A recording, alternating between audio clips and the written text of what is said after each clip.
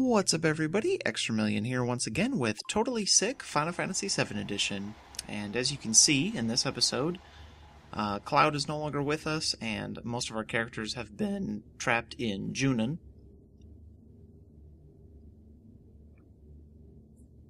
Fortunately, Cait Sith is there to free us, and the commotion caused by Sapphire Weapon attacking the city will cover our escape.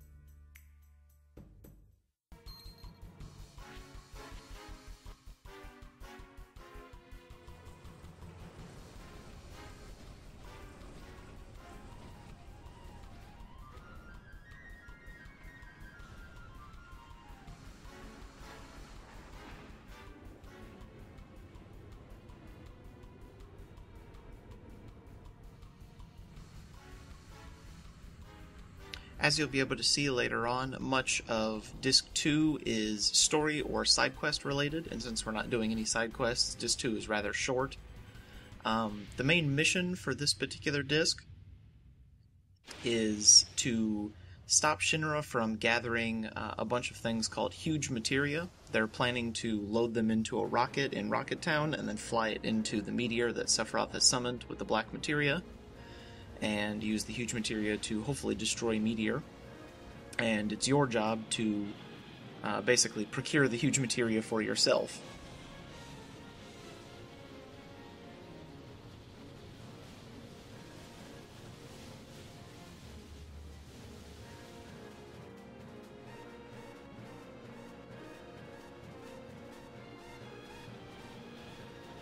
So as you can see, the city of Junon is basically one giant weapon and is fighting back against Sapphire.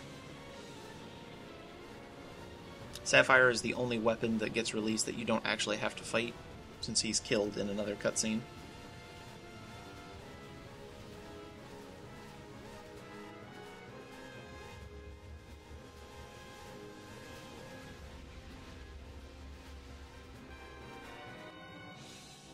All of the fights that are in this area you can escape from them, so you can run away from them, including ones that you're actually forced into, which doesn't make any sense because, like, where did the enemies go?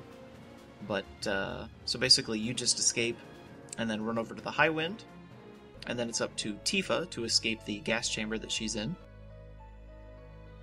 Then an attack from Sapphire Weapon will enable her to escape to the roof.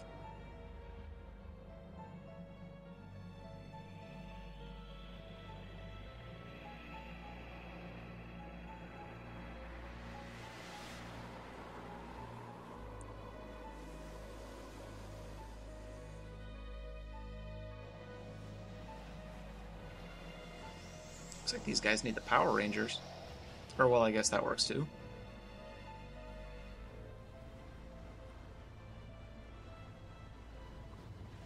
So he's dead, and then Tifa escapes and makes her way onto the barrel of Junon's that big gun there, the Sister Ray. And then you make your escape, and then get to slap the shit out of Scarlet. And then jump onto the High Wind. And now the High Wind is yours, so you have an airship, so you can traverse the world and pretty much do whatever you want at this point. So no more buggies, no more little planes or ships or anything like that. You can pretty much fly wherever you want.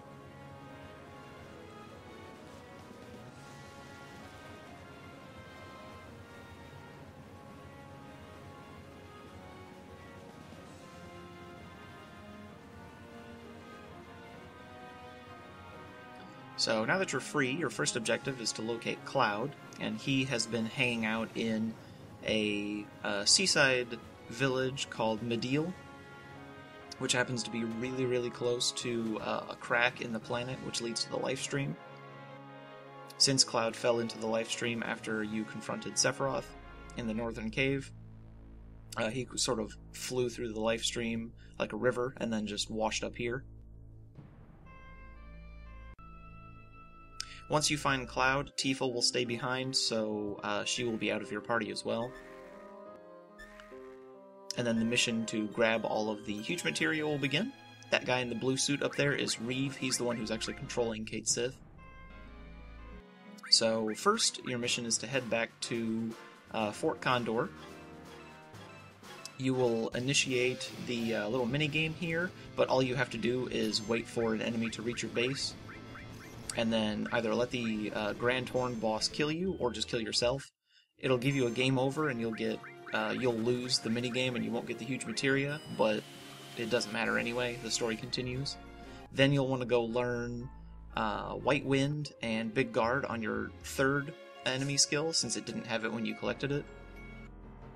Then you'll go try to collect another huge materia in Corel, Barrett's hometown.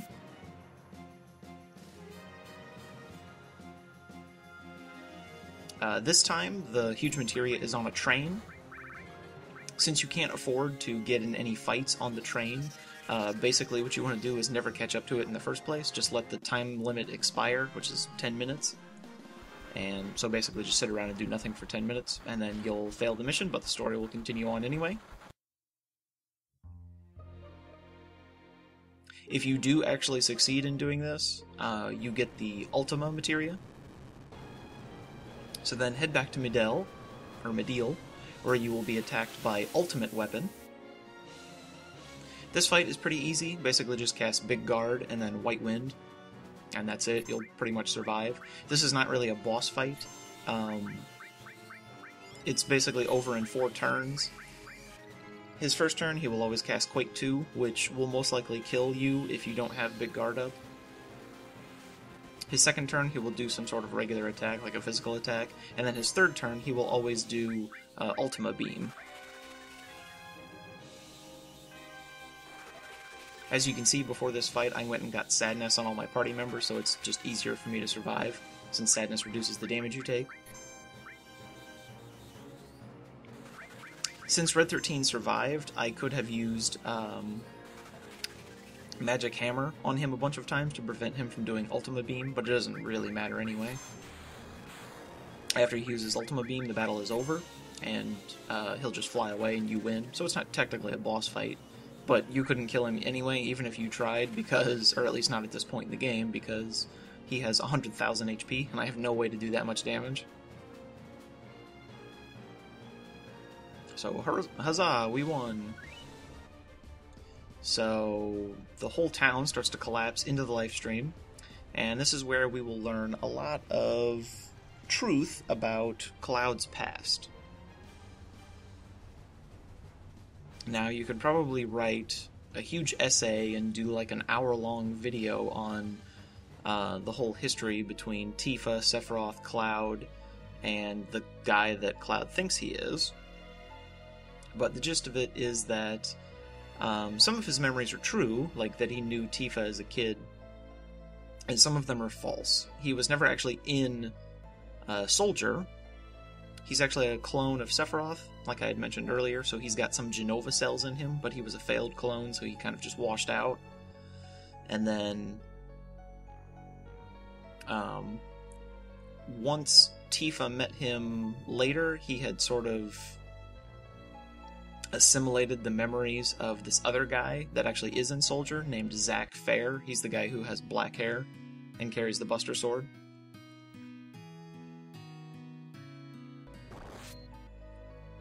So what really happened in the reactor was that Zack went up to try to confront Sephiroth, but then got his ass kicked.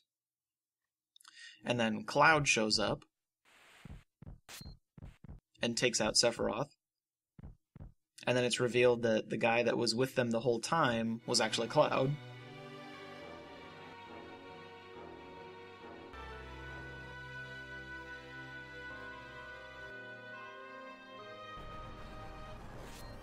As you can see here, Cloud is really powerful. He even overpowers Sephiroth and tosses him off to the side.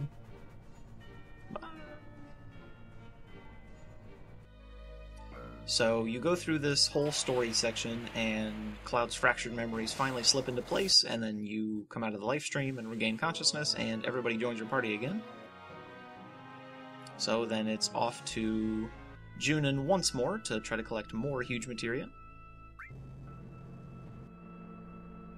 This time we'll go to the underwater reactor. You'll have to fight several fights in this area with all of these MPs. Sid will be the designated survivor for most of these fights, except for the very last one, which Cloud will be the survivor.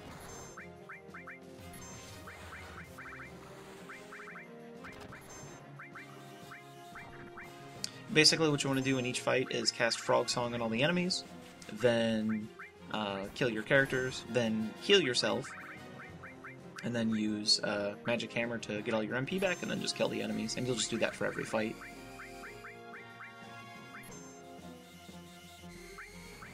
Before you go to Junin, make sure that all of your characters have Sadness, so that they can survive longer.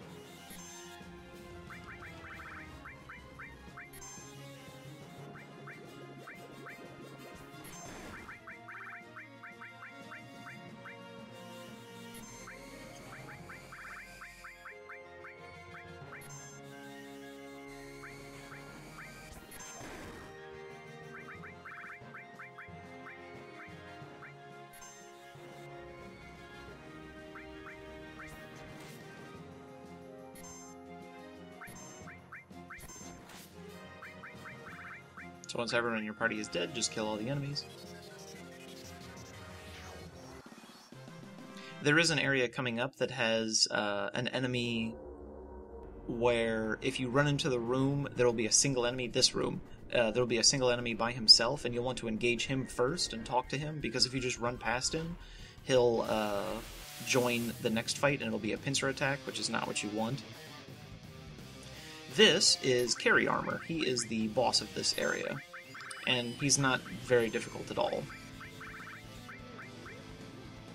He has 24,000 HP, and his arms that are on either side of him, his right and left arm, have 10,000 HP, so your first order of business is to try to destroy them first. Most of the time, you will either lose this battle immediately, or you'll just go on without him ever using his main move, which is Lapis Laser, which is this huge laser attack that will pretty much wipe out your party instantly. Sometimes he uses it as his first or second move, so if he gets it up before you do Big Guard, then you're most likely not going to survive. A little bit of luck is required in this fight, because you can't drain all of his MP instantly. His body has 200 MP, and either one of his arms has 100 MP, so you can refill your MP up to 4 times. What you'll basically want to do is, if you drain all of his MP immediately, then he won't be able to use Lapis Laser, but you also won't have enough MP to finish the fight in a timely manner. So what you want to do is cast Big Guard with one character, then have the other 2 characters use Magic Breath, then have them keep using Magic Breath until they need to use Trine instead, and then when they have almost no MP left, use Magic Hammer to get their MP back, while the character who used Big Guard, he will either do White Wind if he was damaged, or if the party was damaged with Lapis Laser, or he will use Magic Breath and then Magic Hammer. So basically the gist of it is, have everyone use all of their MP until they run out, then recover it with Magic Hammer.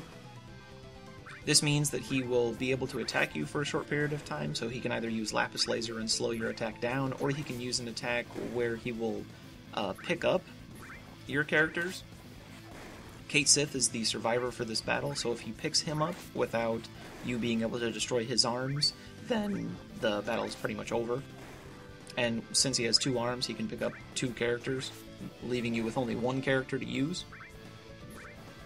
The easiest way to get rid of the arms is to wait until all of your characters can use all 3 of their moves in a row, and then just use Magic Breath 3 times in a row. So if you can do that 3 times in a row before he's able to act, you should just be able to eliminate his arms instantly.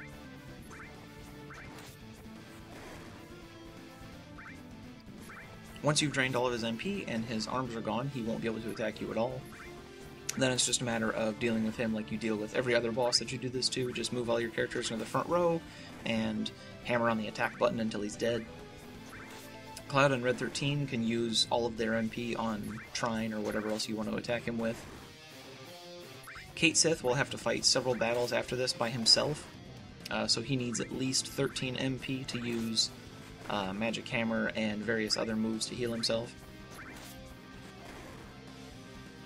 The fights after this, Cait Sith will have to fight 3 in a row without saving, so if you lose to any one of those fights, you'll have to fight Carry Armor again. The third fight is particularly difficult since it's a side or a pincer attack with one enemy on Cait Sith's backside and 2 enemies on his front. In that fight, you'll basically just have to hope that the enemies don't kill you before you get a turn, then use Magic Breath on one side to kill them, and then hope that the enemy that's behind you doesn't kill you before you get your next turn. And then, of course, heal up and kill him. After you've defeated Carry Armor and the 3 enemies, you'll take control of a Shin-ra sub, and then you'll have to go into a little mini-game where you'll fight another sub. The enemy submarine spawns directly in front of you in the minigame, so all you really have to do is follow right behind it and then mash the attack button to shoot torpedoes, and you'll destroy it instantly. It shouldn't take more than 10 seconds to actually win the fight.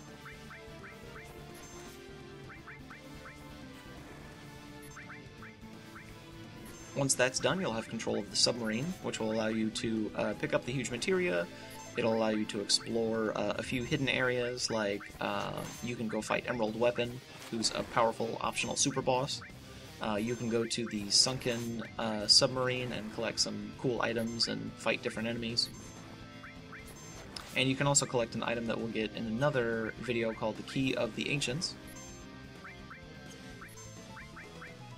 But for the most part, you'll just want to go to the surface and then save. So we killed all of our characters, then killed Carry Armor, so that battle is over. So we'll go to the sub, fight the 3 battles, then save, then do the submarine minigame.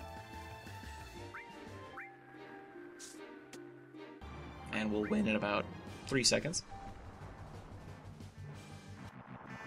Dun, dun, dun, dun, dun, dun, dun, dun.